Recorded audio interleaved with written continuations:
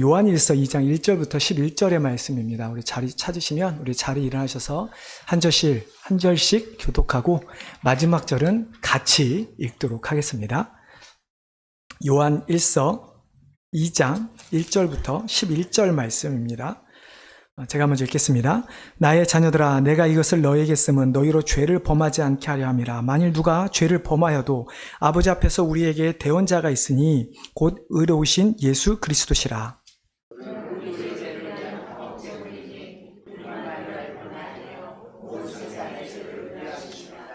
우리가 그의 계명을 지키면 이로써 우리가 그를 아는 줄로 알 것이요.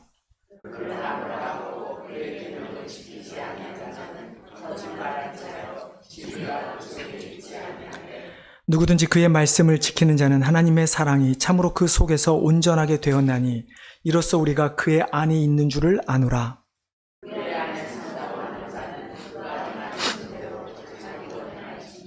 사랑하는 자들아, 내가 새 계명을 너희에게 쓰는 것이 아니라 너희가 처음부터 가진 옛 계명이니 이 옛 계명은 너희가 들은 바 말씀이거니와.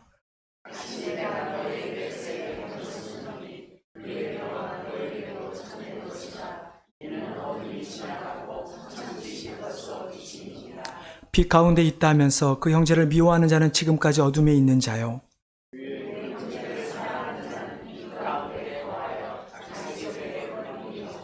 같이 읽겠습니다. 그의 형제를 미워하는 자는 어둠에 있고 또 어둠에 행하며 갈 곳을 알지 못하나니 이는 그 어둠이 그의 눈을 멀게 하였음이라. 아멘. 예, 자리에 앉아주시기 바랍니다. 제가 Have a seat, please. 예, 제가 한번 더 기도하겠습니다. 하나님, 오늘도 우리가 하나님 앞에 나와 하나님의 말씀을 듣기를 원합니다. 하나님, 우리의 귀를, 우리의 마음을 열어주셔서 하나님의 말씀이 선포되어질 때 정말 우리가 말씀 가운데 임하시는 그 하나님의 놀라운 임재하심을 경험케 하여 주시옵시고, 또 하나님의 임재하심에, 또 우리 가운데 임재하심에 우리가 그 하나님을 우리의 주인으로 고백하며 인정하며 우리의 삶을 온전히 주인께 맡겨드리는 귀한 말씀의 시간 되게 도와주시옵소서. 감사하며 예수님의 이름으로 기도하옵나이다. 예, 오늘은 성탄 주일이죠. 이 성탄절 주일이 되면 여러분도 그러시나요? 한 해가 다 끝난다는 생각이 듭니다. 실제적으로 이제 10일 정도 남은 거죠.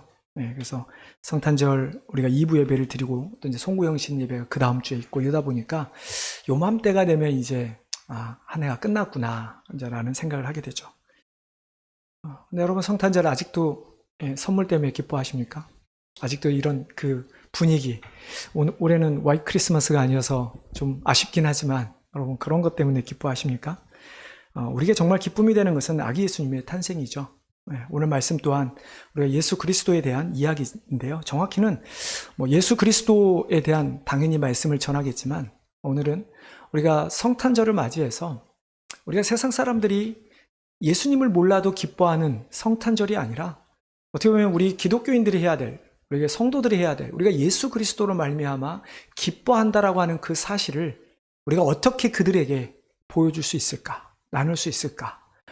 우리가 그러기 위해 어떻게 살아가야 할까에 대한 말씀을 함께 나누고자 합니다. 그래서 오늘 말씀의 제목은 10절에서 따왔습니다. 빛 가운데 거하라 라고 하는 제목으로 말씀을 나누려고 합니다.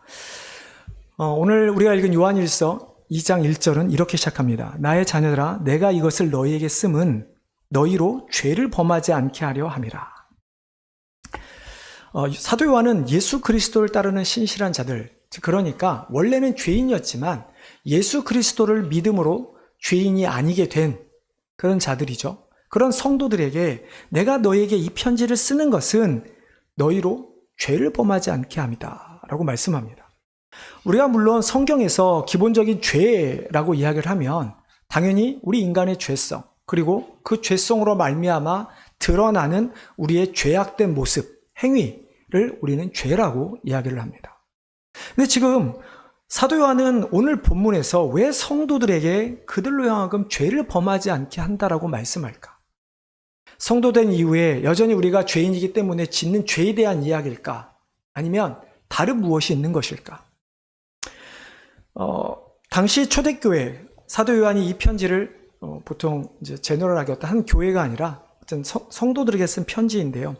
그 당시에 아주 무섭고 치명적인 이단이 있었습니다. 제가 종종 말씀드렸던 것 같아요. 영지주의라고 하는 거죠.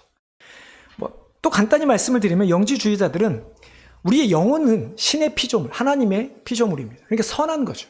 하지만 우리의 육신은 악마가 만들어서 악한 존재입니다. 그렇기 때문에 우리의 육신은 악하고 지식, 하나님을 아는 것이 선하니까 육신이 죄를 짓는 건 당연하다. 그러니까 죄를 짓든 말든 신경 쓰지 말고 육체는 내버려 두고 너희가 지식이라고 하는, 그노시스라고 하는 단어인데요. 지식, 즉 하나님에 대한 암, 그 지식만 있으면 구원받을 수 있다라고 이야기하는 것이 영지주의자입니다. 그래서 사도 요한이 오늘 본문에서 그 당시 성도들에게 너희가 죄를 짓지 않기를, 죄를 범하지 않기를 원한다라고 하는 이 말씀은 그 당시 성도들에게 예수 그리스도를 믿어야 구원을 받는데, 그렇지 않는, 너희가 단순히 그리스도를 아는 것만으로 구원을 받는다라고 하는, 그래서 너희 육신을 죄 가운데 계속 내버려 두는 그 죄를 범하지 말라라고 하는 말씀입니다. 즉 세상에서 죄 가운데 살아도 아무 상관없다. 그러니까 바꿀 필요도 없어. 그냥 너희가 원하는 대로 살아. 그리고 하나님만 알아. 이런 거에 대한 모습, 즉 회개하지 않는, 예수 그리스도로 말미암아 그를 믿음으로 회개하지 않는 모습에 대한 것을 지적하게 된 것이죠. 그래서 사도 요한은 그 다음에 너희로 죄를 범하지 않게 함이라 라고 말한 뒤에 어떤 말씀을 하냐면, 만일, 그럼에도 불구하고 만일 누가 죄를 범하여도, 그러니까 누군가가 그렇게 예수 그리스도를 아는 것만으로도 구원을 받는다라고 생각한다면 너희 가운데 그런 죄를 짓지 않게 되기를, 그리고 그런 죄를 지었을 때 너희가 다시 용서받기를 원한다라고 사도 요한은 편지를 쓰고 있는 것이죠. 사도 요한이 말하고자 하는 것은 제발 하나님을 아는 것, 하나님을 아는 지식, 그노시스라고 하는 것으로 죄 용서를 받을 수 없다라는 것을 그 당시 교회 성도들에게 강력하게 말씀하고 있는 것이죠. 여러분, 그렇다면 우리가 어떻게 죄 용서를 받을 수 있습니까? 죄 용서는 하나님을 아는 것으로 죄 용서를 받는 것이 아니라 1절에 말씀에 나와 있죠. 우리 다시 한번 1절 말씀 같이 읽어보겠습니다. 1절입니다. 나의 자녀들아, 내가 이것을 너희에게 씀은 죄를 범하여도 아버지 앞에서 우리에게 대언자가 있으니 곧 의로우신 예수 그리스도시니라. 우리가 죄를 범하여도 원래부터 죄인이었던 우리가 죄 용서를 받을 수 있는 유일한 길은 바로 하나님 앞에서 우리를 대신해서 하나님, 이 사람은, 이 성도는 당신의 자녀입니다, 당신의 백성입니다라고 대언해 주실 예수 그리스도 한 분밖에 없다라고 하는 사실입니다. 오직 예수 그리스도를 통해서만 우리는 죄 용서를 받을 수 있습니다. 왜냐하면 죄가 없으신 예수 그리스도께서 자신의 생명을 십자가에 바쳤기 때문에, 그가 부활하셨기 때문에 그분의 희생으로, 그분의 대속으로 말미암아 우리가 죄 용서를 받을 수 있게 된 것이죠. 그러면서 사도 요한은 그리스도를 통해 죄 용서함을 받았다. 너희가 하나님을 아는 지식이 끝나지 않고 정말 예수를 통해서 죄 용서를 받았다면 어떻게 하라고 이야기합니까? 너희가 계명을 지키고 있는가를 점검하라 말씀합니다.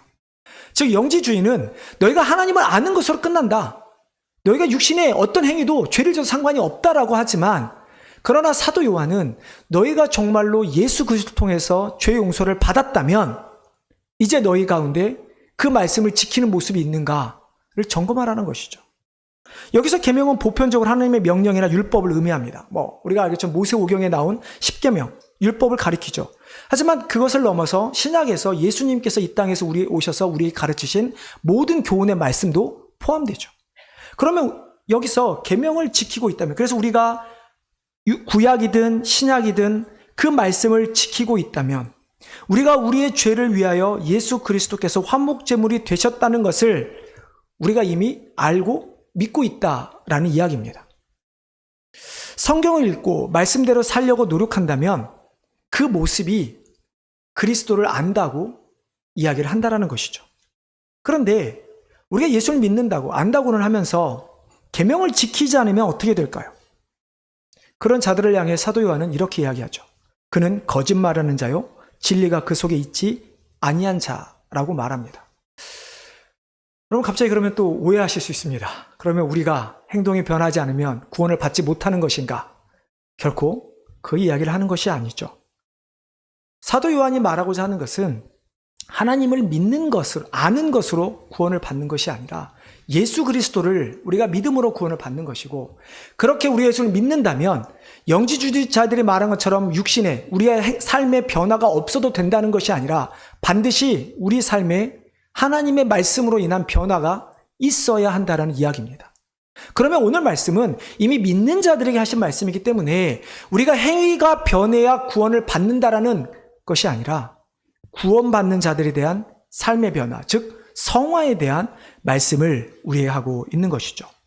앞서 말씀드린 것처럼 영지주의란 이단, 하나님을 아는 지식만 있으면 삶은 변하지 않아도 된다라는 그 잘못된 구원과 성화에 대하여 깨우쳐주기 위해 이 말씀을 하고 있는 것이죠. 그럼 우리는 이 말씀을 어떻게 이해합니까? 다시 말씀드리지만 우리의 삶에 행동에 변화가 있어야 구원을 받는 것은 아닙니다. 하지만 우리가 예수 그리스도를 믿어 구원을 받는다면 우리의 삶은 반드시 변해야 하는 것이죠. 우리가 그렇다고 정말 죄가 없는 영화의 단계를 이룰 수는 없습니다. 하지만 우리는 이 땅에서 하나님의 말씀을 가지고 끊임없이 우리의 죄성을 누르고 죄를 짓지 않는 모습으로 하나님의 말씀대로 살고자 하는 모습의 변화가 반드시 있어야 한다는 것이죠. 그러면서 사도 바울은 계속해서 이렇게 말씀합니다. 하나님의 말씀을 지키는 자는 하나님의 사랑이 참으로 그 속에 온전하게 되었나니 이로써 우리가 그의 안에 있는 줄을 아노라. 어떻게 보면 우리가 구원의 확신을 어떻게 알 수 있을까? 당연히 하나님께서 우리의 말씀하실 때 우리는 온전히 믿어야 하지만 사도 요한은 오히려 우리에게 너희가 그래도 말씀을 그리스도 안에 있고 그래서 너희가 하나님의 말씀을 지키면 하나님 안에 있다라는 것을 너희가 깨닫게 될 수 있다라고 말하죠. 자, 그런데 이 말씀이 우리가 하나님의 말씀을 지켜야만 하나님의 사랑으로 온전하게 되고 우리가 그리스도 안에 있게 된다라는 사실을 하나님께서 알게 된다는 말씀일까요? 대체 누가 우리가 계명을 지키면 우리가 하나님 안에 있다라는 사실을 누가 알게 된다는 말씀입니까? 하나님이 아니라 하나님의 말씀을 지킴으로 하나님께서 베푸신 그 사랑, 예수 그리스도를 온전하게 믿음으로 그분으로 말미암아 삶의 변화가 있을 때 비로소 우리가 예수 그리스도 안에 있다라는 사실을 누가 알게 되죠? 같이 신앙생활하는 믿음의 동역자들이, 그리고 하나님을 알지 못하는 다른 사람들이 우리가 예수 그리스도를 믿는 자라는 사실을 알게 된다라는 이야기입니다. 여러분, 내가 아무리 교회를 열심히 다니고 어려운 사람을 돕고 교회에서 봉사한다 할지라도 다른 사람의 눈에 우리가 하나님의 말씀을 지키지 않는 사람처럼 보인다면, 우리가 정말 그리스도인처럼 보이지 않는다면 우리는 정말 고민해 봐야 합니다.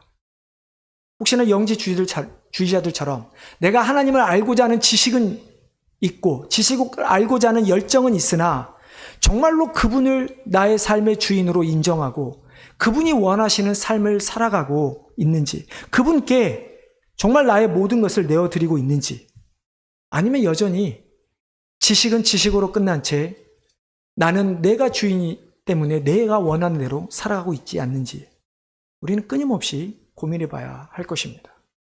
여러분, 그래서 우리가 주님을 믿는다고 하는 것이 어려운 것입니다. 우리가 단순히 예수 그리스도 믿습니다 그만 하면 될 것 같은데, 성경은 믿습니다 라고 하는 것을 확인하는 방법으로 오늘 사도연이 우리에게 이야기한 것처럼 우리의 삶의 변화를 요구하고 있기 때문입니다. 여러분, 그게 단순히 신약의 이야기입니까? 하나님께서 아담과 하와를 만드셨을 때도, 이스라엘 백성을 택하셨을 때도 그들을 통해 세상이 하나님을 알게 하는 것, 그것이 인간이 창조된 목적이었고 이스라엘이 선택된 이유였습니다. 즉, 우리가 구원을 받았다, 정말 내가 주님을 믿습니다라고 하는 그 고백 가운데는 반드시 우리의 삶의 변화가 있어야 하는 것이죠. 그래서 믿음은 신앙생활은 어려운 것입니다. 내가 쉽게 신앙생활하고 있다면 정말로 우리는 돌아봐야 합니다. 그래서 사도 요한은 6절에서 예수 그리스도 안에 산다고 하는 그 자들은 그리스도께서 행하시는 대로 행하여야 한다라고 말씀합니다. 여기까지 가면 이제는 좀 어렵죠. 어떻게 우리가 그리스도께서 행하신 대로 살 수가 있을 것인가? 그리스도께서 행하신 대로 행하여야 하는 우리의 모습에 대해서 사도 요한은 7절부터 11절에서 우리에게 설명합니다. 어떤 말씀을 하는가? 사도 요한은 새 계명이 우리에게 주어졌다라고 말씀합니다. 예수님 말씀하신 것이죠. 그렇다고 새 계명이라고 하여 옛 계명과 완전히 다른 것인가? 처음부터 주어진 옛 계명, 그러니까 구역에 나오는 율법, 10계명이죠. 하나님의 말씀. 그러면 새 계명이 옛 계명을 대체했다 그래서 율법과 10계명이 하나님의 말씀이 잘못된 것이기에 이것을 없애고 새로운 계명을 우리에게 주셨다는 의미일까요? 절대 그렇지 않습니다. 오늘 사도 요한도 절대로 옛 계명을 잘못되었다, 그러니까 너에게 새 계명을 준다고 말하지 않습니다.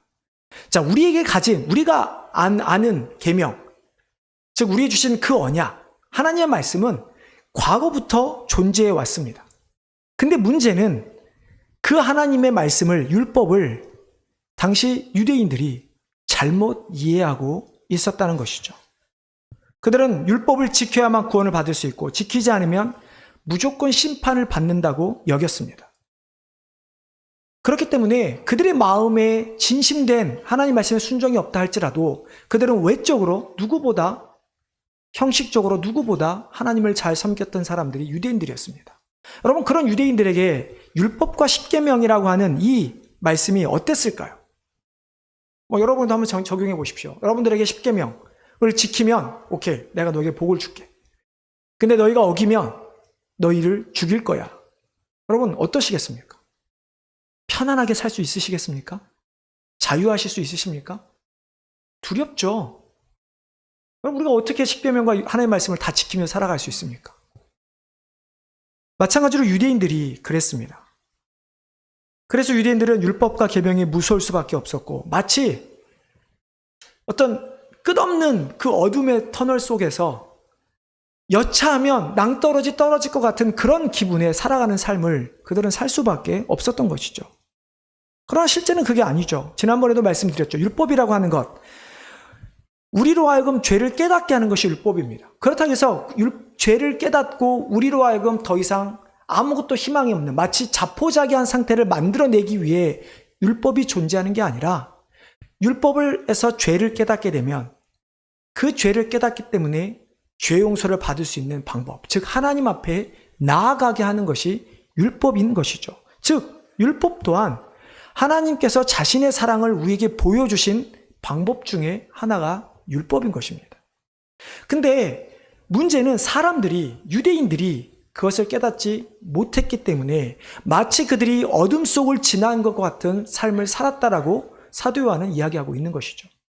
그래서 하나님이 어떤 작정을 하십니까? 그렇게 있는 그들을 향해 내가 너희에게 빛을 주겠다. 새로운 계명으로 주겠다. 누구죠? 바로 예수 그리스도인 것입니다. 더 이상 우리가 무엇을 해서 나의 의지로, 나의 믿음으로 죄에서 벗어나 어둠에서 벗어나는 것이 아니라 예수 그리스도께서 다 이루어 주셨다. 그러니 너희는 믿기만 하면 된다. 라고 하는 것이죠. 그래서 하나님은 예수를 통한 구원, 그 그리스도를 통해서 하나님의 사랑을 우리에게 보여주셨습니다.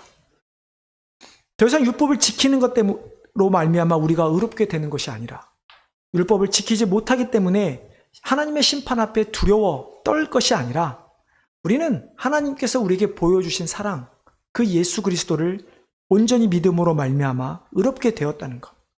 그래서 이제 우리는 하나님의 은혜로 이렇게 기쁘게 살아갈 수 있다라는 것을 깨달아야 하는 것이죠. 그러므로 새 계명인 그리스도를 믿게 되면 어떻게 되는가? 사도 요한은 더 이상 어둠이 아닌 빛 가운데 거하게 되고 너희가 더 이상 죽음이 아닌 생명을 얻게 되는 자들로 우리를 말합니다. 그래서 4절에서 만일 우리가 하나님과 사귐이 있다 하고 어둠에 행하면 거짓말을 하고 진리를 행하지 아니함과 같다라고 이야기하죠. 이 관계를 설명하는 것, 즉 율법과 예수 그리스도, 율법을 통해서 우리가 그리스도 안에 있으면 거짓말을 행하는 자들이 아니라 진실을 행하는 자들, 이런 관계들을 어둠과 빛, 미움과 사랑이라고 하는 단어들로 설명을 하죠.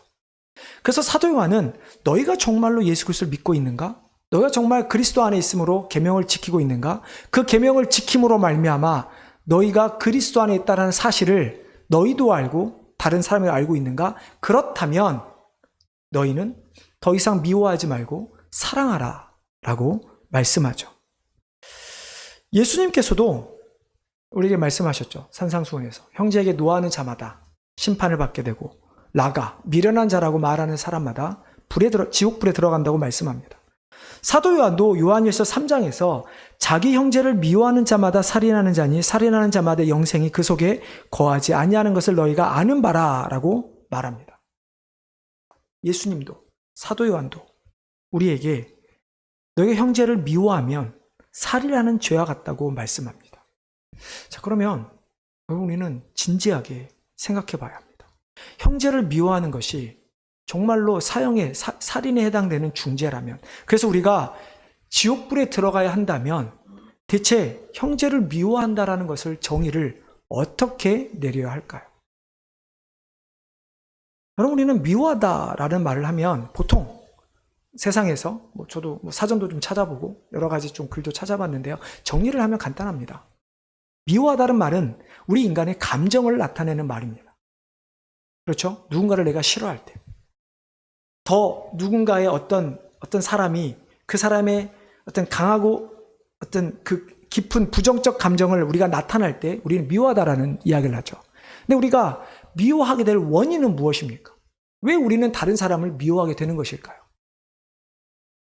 우리가 다른 사람을 미워하는 원인은 여러 가지가 있겠지만 특별히 두 가지만 생각해 보면 어떤 다른 사람의 그 말이나 그 행동이 나의 기준에 맞지 않기 때문에 우리는 그 사람을 싫어합니다.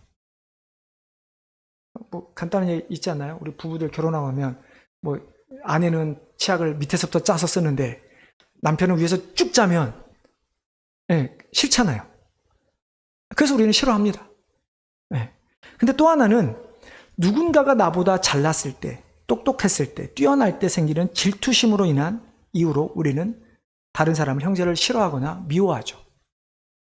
이런 세상으로 기준으로 만약에 우리가 주님의 말씀이, 사도 요한이 하는 이야기가 형제를 미워하라는 그 말과 동일하게 여긴다면 우리가 어떻게 될까요? 그럼 우리가 부부조차도 서로 미워하는 경우가 있는데 우리가 어떻게 누구를, 다른 사람을 사랑할 수 있겠습니까? 사도 요한이 말하는 형제를 미워한다라는 말은 무슨 말일까요? 오늘 11절 말씀에 그 의미가 담겨 있습니다. 우리 11절 말씀 한번 같이 읽어보겠습니다. 시작. 그의 형제를 미워하는 자는 어둠에 있고 또 어둠에 행하며 그것을 알지 못하니 이는 그 어둠이 그의 눈을 멀게 하였습니다. 오늘 사도 요한이 우리에게 형제를 미워하는 원인에 대한 것을 말하고 있지는 않습니다. 하지만 그 형제를 미워하는 자의 결과를 속에서 우리는 그 원인을 찾아낼 수가 있죠. 자, 형제를 미워하는 자의 모습은 어떻습니까? 오늘 보면 어둠에 있다. 어둠에 행하며 갈 곳을 알지 못한다. 어둠이 그의 눈을 멀게 하였다라고 말합니다. 여러분, 이것들이 의미하는 바가 무엇입니까? 여러분, 단순히 질투심이 있기 때문에, 다른 사람이 내 생각과 내 방법대로 움직이지 않기 때문에 우리가 그 사람을 미워한다고 해서 우리가 어둠에 있다라고 말할 수 있습니까? 내가 다른 사람을 미워하면 그 사람이 어둠에 있는 게 아니라, 사도 요한이 말하는 것은 내가 누군가를 미워하면 내가 어둠에 있다라는 것입니다.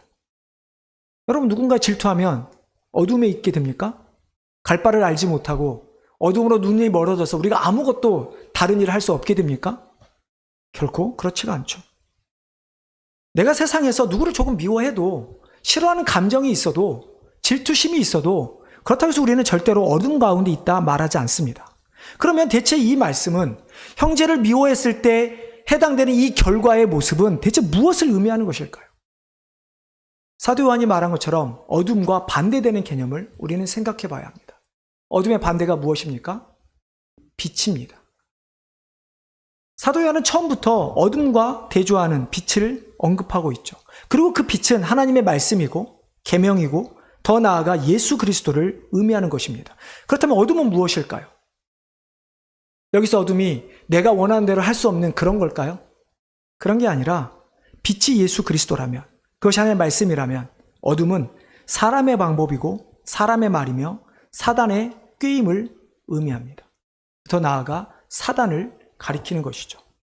그러면 형제를 미워하는 자는 어둠에 있다. 형제를 미워하는 자는 어둠에 행하여 갈 곳을 알지 못한다. 어둠이 그의 눈을 멀게 했다. 이 말씀은 결국은 우리가 빛 대신 예수 그리스도를 여전히 알지 못한 채 살아가고 있다는 이야기입니다.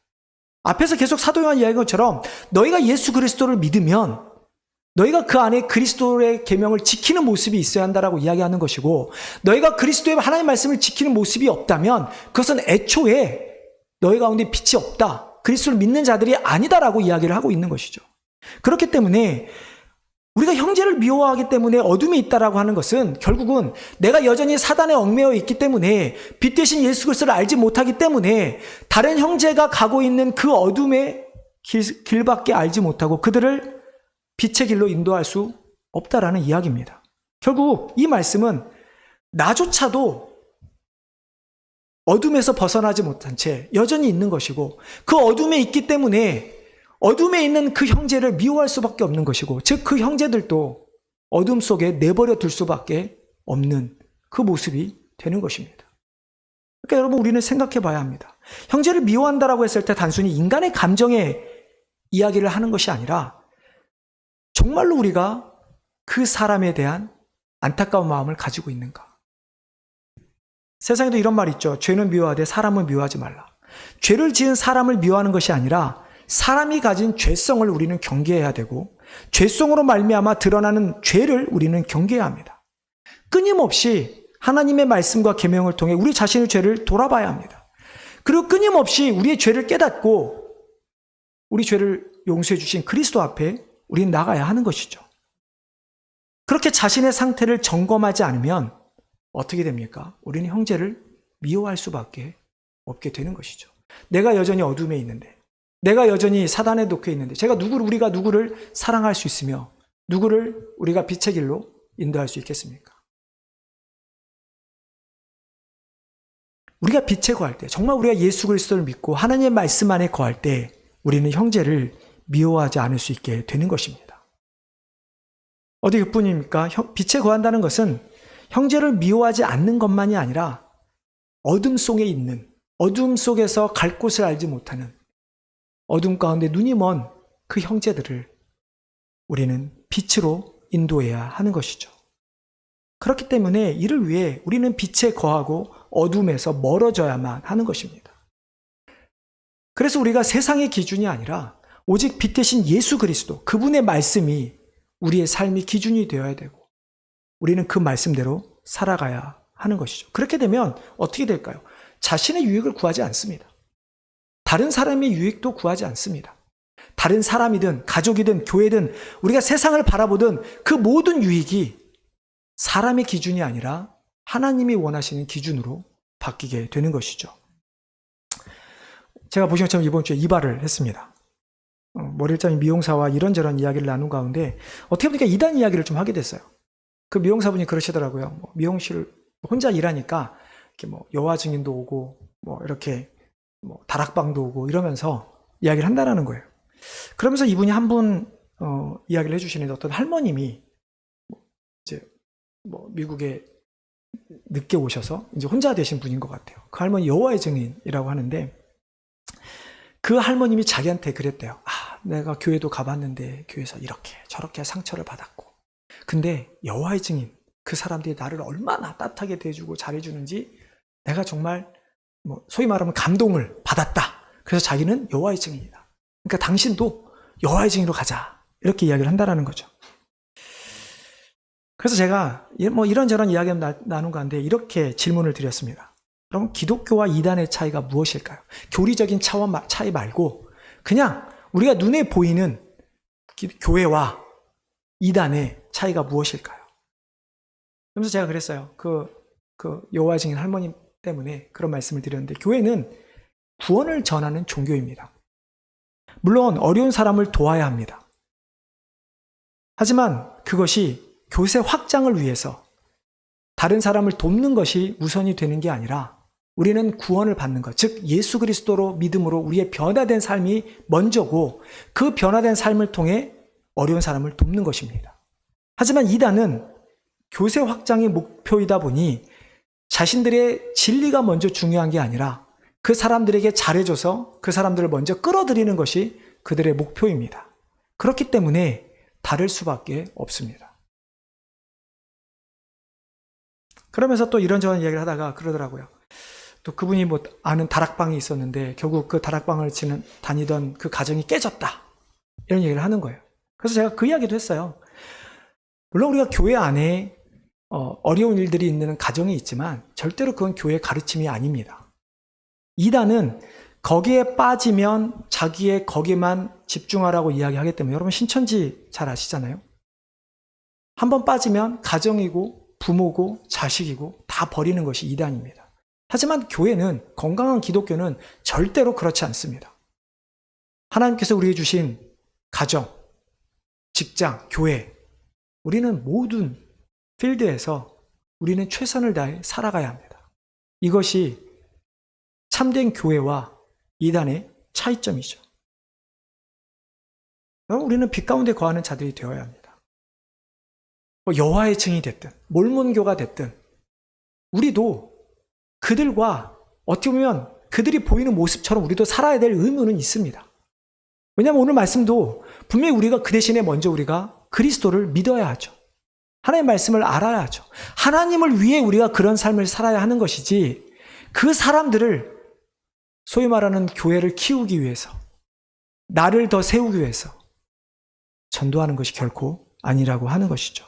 그렇기 때문에 우리는 정말로 말씀대로 살아가는 자들이 되어야 합니다. 끊임없이 말씀으로 자신을 비추고 지은 죄를 회개하고 주님 안에 거함으로 주님이 원하시는 모습을 살아갈 때, 즉 우리가 어두움에 있는 거하는 우리의 모습들을 끊어낼 때 비로소 우리는 빛에 거하는 삶을 되고, 그럴 때 비로소 우리는 형제들을 사랑하며 그들을 빛 가운데로 인도할 수 있는 자들이 될 수 있게 되는 것이죠.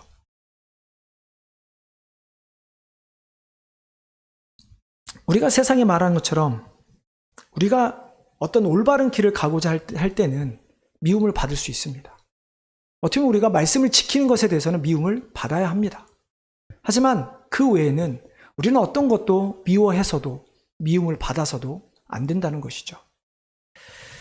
사랑하는 성도 여러분, 정말 이 성탄절 이 기간에 정말 우리는 그래도 예수 그리스도를 알기 때문에 우리를 위해 오신 그 아기 예수로 기뻐하지만, 우리가 조금만 세상에 나가보면 그 아기 예수를 모른 채 그저 세상의 어떤 그 틀 안에서 기뻐하는 자들 얼마나 많은지 모릅니다.